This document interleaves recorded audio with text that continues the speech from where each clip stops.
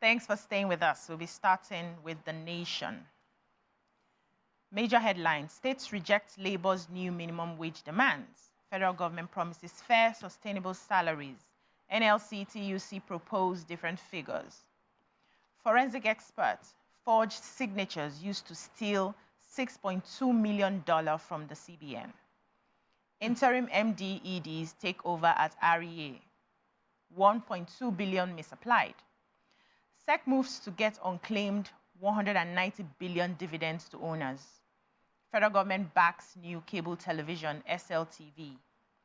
Algon tackles state over pari club refund. Others. How 287 were abducted in Kaduna schools by teacher. We will ensure they return unhurt, says governor. 5 abducted in Bauchi. Technical faults delay students' loan takeoff. Orosanya panel team takes off. What stories do we have in the nation? Okay, let's start with the Algon story. So the Association of Local Government of Nigeria, yes, Algon has decided to carry the fight with the state governments over the unpaid Paris Club refunds due to them. They said that this has been paid since 2016 to the state governments, and of course, there's a clear share to local government. So between 2016 and 2018, the entire money was paid, but the state governments are sitting on the money. And they called out also the state governments that refused to honor or apply Section 7, which guarantees elected officials in local governments, and they're using what they call caretaker committees, sole administrators, and all of that. And speaking on their behalf is Alabi, a lawyer and chairman of the Kuriga Local Government Council in Lagos. He says that this is untoward action by the higher authority. This untoward action by the higher authority has deprived communities of good infrastructures, amenities, prevented growth of social services, and provision of more adequate security. I say it's also led to crumbling and eventual collapse of existing facilities because, of course, it's their funding. They are also empowered under the Constitution to carry out certain sections of provide certain amenities that that are not in the exclusive list of the Constitution to the federal government, but they are prevented because state government now come and interfere in the autonomy of local governments. But holistically, he's just talking about this. I think they should also, on their behalf, appeal to the president to look into those funds. If any state government is seen holding back that of the local government, they should be... It's how many years now? Yes, there should be consequence. They might have spent it, and it should be given directly to them. Yeah. So I have the story of the abduction that happened in the schools in Kaduna State.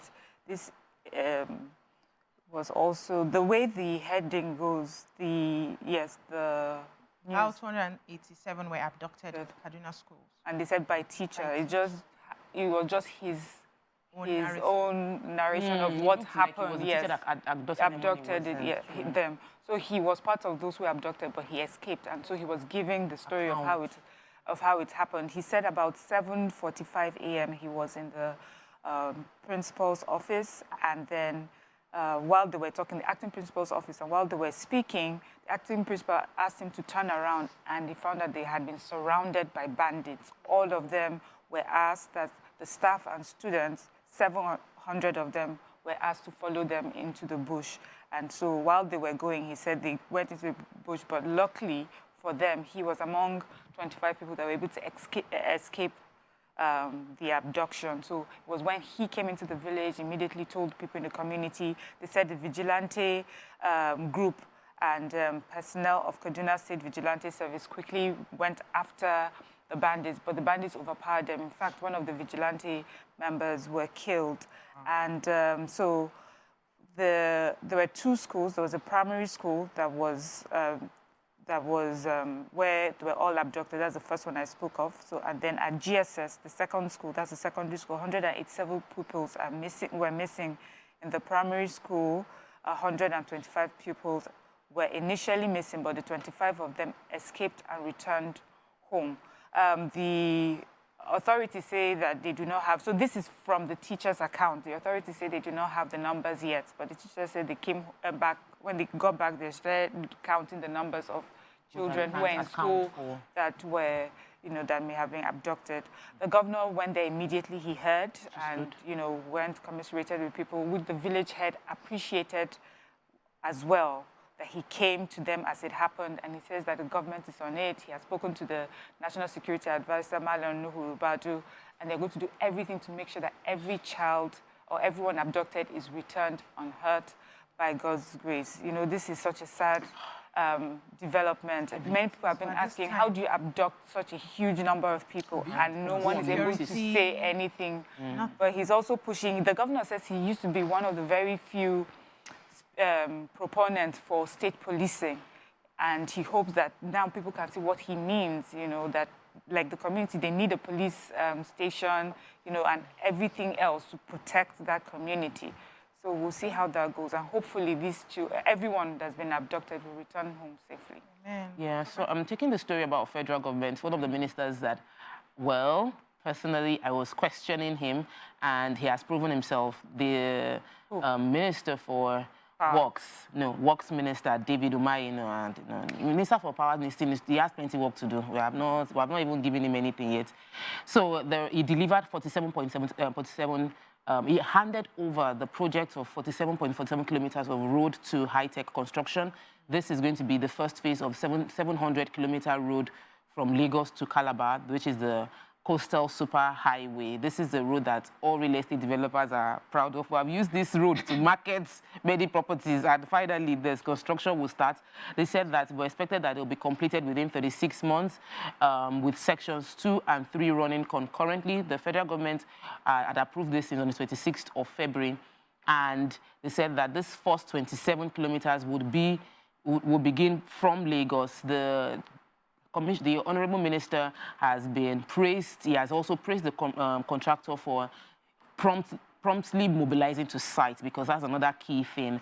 And they said that they already see that they've already covered 1.3 kilometers of the road. So I'm looking forward to the impact of this in leading to trade happening between states without having, and then it will probably decongest this Lagos-Ibadan expressway, because that seems to be like one of the major ways to exit Lagos. Okay, so a quick story. The federal government has said that Ajaokuta Steel Complex in Kogi State will soon start the production of military hardware. It said Ministries of Steel Development and Defense were set to sign a memorandum of understanding together to implement the production of the weaponry. Now, Steel Development Minister Shaubu Abubakar Audu and the Minister of State for Defense, Dr. Bello Matawali, were the ones that announced this after a joint meeting at the Ministry of Defense in Abuja.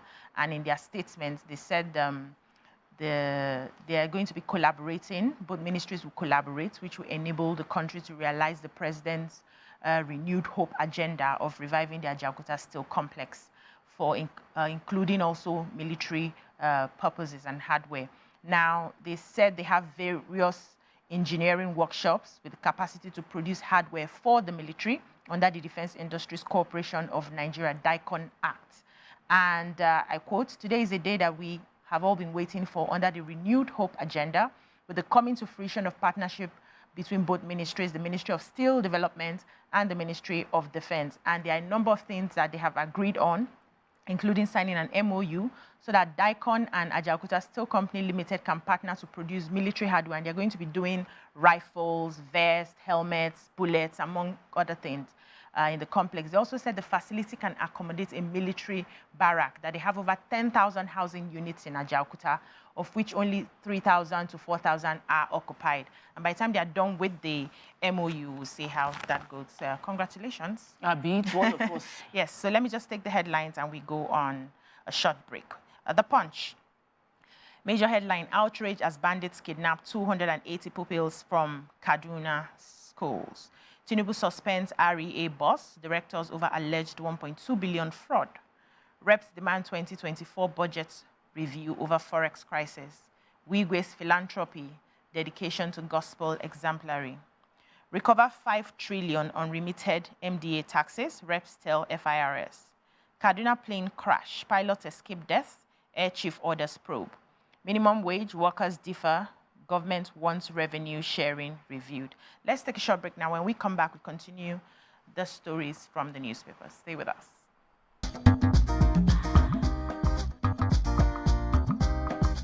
Stay tuned. Your View will be right back.